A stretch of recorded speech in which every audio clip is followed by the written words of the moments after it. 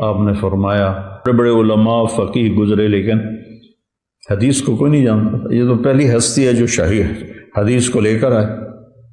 یہ سارے بریلوی دیوبندی اہل حدیث سنی سب کے جو سند حدیث ہے سب کی ولی اللہ پر جا کر جمع ہوتی ہے. اتنا عظیم سرچشمہ ہے وہ شخص پورے بر صغیر میں حدیث پاک کا. تو پہلے فلسفہ اور منطق اور خرافات، تو نبی والی زندگی نہیں پیش کی کہ میرے نبی کی گھر کی زندگی کیا تھی، اولاد کے ساتھ، ماں باپ کے ساتھ. ماں باپ تو تھے نہیں، پہلے ہی فوت ہو گئے. بچوں کے ساتھ، دشمن کے ساتھ، دوست کے ساتھ. تو جہیز بھی اسی ہندوؤں کی ایک رسم ہے جو ہمارے گاٹے فٹ ہو گئی ہے. اور ہماری طرح اب تو خیر کوئی نہیں رہا. یہ پہلے جب ہم چھوٹے چھوٹے تھے تو ہمارے سارے اگلی جو تھے بزرگ وہ سارے زندہ تھے تو وہ پوری رسمیں نبھایا کرتے تھے جو بھی ہوتی تھی. تو اس میں ایک رسم تھی کہ لڑکی کا جہیز ساری بارات والوں کو دکھایا جاتا تھا. وہ چار پائیاں بچھ جاتی تھیں ہر ایک اپنے حساب سے. تو ہم نے اپنے گھروں میں دیکھا تو ایسے چار پائیاں بچ جاتی تھی اور اس پر جناب کہیں کپڑے پڑے ہوئے ہیں، کہیں زیور پڑا ہوا ہے، کہیں جوتے پڑے ہوئے ہیں، کہیں بھانڈے پڑے ہوئے ہیں، پتیلے بھی پڑے ہوئے ہیں. خراب. اور بھائی ایک خاتون سے میں نے سنا ساڈا پتر ہن انگلینڈ ہوندا ہے، ہن تو اسی شادی تو پہلے پوچھنا ہے کہ سانو دیو گے کی. وہ تیرا بیڑا غرق جائے، وہ تمہیں اپنی بیٹی دے رہا ہے، جگر کا ٹکڑا کاٹ کے دے رہا ہے بیٹی، اس کے بعد کہہ رہے ہو سانو دیو گے کی. تو ہم تو ٹھٹ دیونا چاہیے. ایسے گھر کے تو قریب سے نہیں گزرنا چاہیے. جو ایک آدمی بیٹی پروان چڑھا کے اللہ کے نبی نے حضرت فاطمہ کا ہاتھ پکڑا اور علی کے ہاتھ میں دیا اور کہا علی تجھے نبی کی بیٹی مبارک. سبحان اللہ.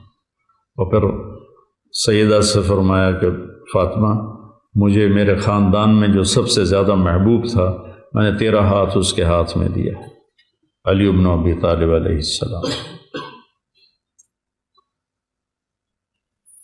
جو تمہارے بس میں ہے وہ دے دو، کوئی دینا منع نہیں. میرے نبی نے دیا، ایک پلنگ دیا منقش، اس پر کھدائی ہوئی تھی، نقش نگار تھے.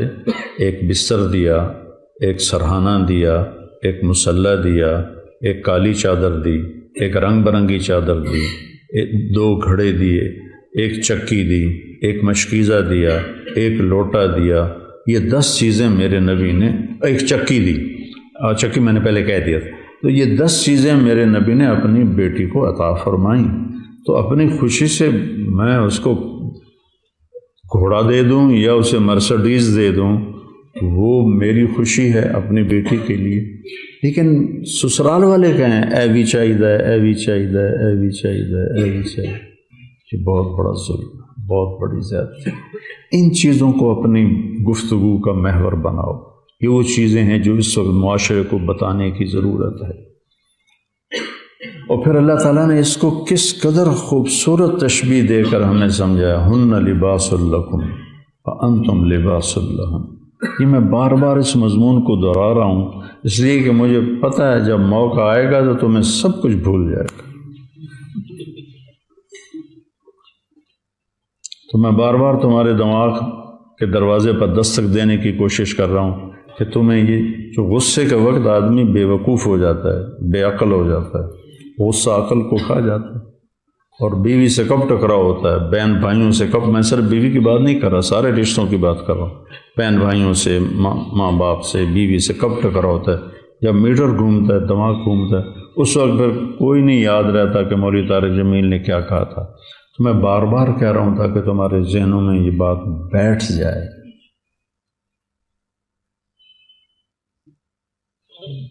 سب سے مشکل کام ہے اچھے اخلاق، کیونکہ ان کے سیکھنے کا وقت سب سے مشکل وقت. ابھی میں وہاں سے گھر سے چلتا ہوں کہ میں نے جا کے درس قرآن دینا ہے، میں نے ظہر کی نماز پڑھنی ہے، میرے لیے مشقت ہے، میں 10 منٹ کی ڈرائیو سے آتا ہوں، پونا گھنٹہ یہاں بولتا ہوں، لیکن میں ذہنی طور پر تیار ہوں اس مشقت کو برداشت کرنے کے لیے۔ روزے سے حلق خشک ہو رہا ہوتا ہے اور بولا نہیں جاتا، پیاس لگ رہی ہوتی ہے، جسم میں تپش ہوتی ہے، میں تیار ہوں کہ مجھے یہ مشقت برداشت کرنی، لیکن اچھے اخلاق برتنے کا جو وقت آتا ہے وہ وقت وہ ہوتا ہے جب تمہیں غصہ چڑھا ہوتا ہے، اور غصے کے بعد تمہارے بریک فیل ہو چکے ہوتے ہیں، اور خاص طور پر جو سریع الغضب ہوں ان کو تو اگلی پچھلی ساری ان کو یہ بھی بھول جاتا ہے کہ میں کون، تو پھر وہ بہہ جاتے ہیں۔ اچھے اخلاق کے سیکھنے کا وقت وہ ہے جب تمہیں حد درجے کا غصہ آیا ہو، نمبر 1، نمبر 1، نمبر 2، یا اگلا تمہارے ساتھ حد درجے کی بدتمیزی کر رہا ہو، تو اس وقت تھوڑی دیر تو تم کرو گے صبر، پھر تم بھی ابال آئے گا ہانڈی میں۔ تو میرے عزیزو، یہ بڑے نازک رشتے ہیں، اور اس میں خامند اور بیوی کا رشتہ سب سے نازک اللہ کے نبی نے بتایا۔ آپ نے فرمایا ما تزوجت وما زوجت الا بوحی من السماء نزل به جبریل، میں نے جہاں شادی کی، میں نے جہاں بیٹی کی شادی کی، آسمان سے اللہ کا حکم آیا، پھر میں نے شادی کی۔ تو پھر اتنی شادیاں اللہ نے کیوں کروائیں؟ ہمیں زندگی سکھانے کے لیے کہ ہر قسم کی عورت خاندان سے ہے، عورت برادری سے ہے، عورت خاندان برادری سے باہر ہے، یہ 3 نسبتیں ہیں۔ آپ نے ان تینوں نسبتوں سے شادی کی۔ عائشہ، ام حبیبہ، حفصہ رضی اللہ عنہ یہ خاندان سے ہیں، اور میمونہ برادری عرب برادری سے ہیں، قریش نہیں ہیں، جویریہ قریشی نہیں ہیں، برادری ہیں، عرب ہیں، صفیہ برادری سے بھی باہر، خاندان سے بھی باہر، اپنے سے کم عمر عائشہ، ہم عمر سودا، عمر سے بڑی خدیجہ۔ تو عورت عمر میں بڑی ہو تو میرے نبی کی مثال موجود ہے، عمر میں برابر ہو تو میرے نبی کی مثال موجود ہے، عمر میں کم ہو تو میرے نبی کی مثال موجود ہے۔ عمر میں کم ہے حضرت عائشہ رضی اللہ تعالیٰ عنہ۔ پھر وہ مال میں برابر ہو، مالدار ہو یا فقیر ہو، مال میں کم ہو، یہ 3 نسبتیں ہیں۔ خدیجہ رضی اللہ عنہ تعالیٰ مال میں اونچے ہیں، اور باقی تقریباً مال میں برابر ہیں، اور صفیہ اور جویریہ لونڈیوں سے آزاد ہو کر ان سے نکاح ہوا ہے تو وہ مال میں کم ہیں۔ یہ 9 نسبتیں ہیں عورتوں کی جن سے کوئی عورت باہر نہیں نکلتی۔ میرے نبی نے ہر نسبت کی عورت سے شادی کر کے دیکھا۔ پھر غصے والی ہیں، درمیانہ غصہ ہے، بالکل ہی خاموش ہیں، ان سے بھی شادی کر کے دکھائے۔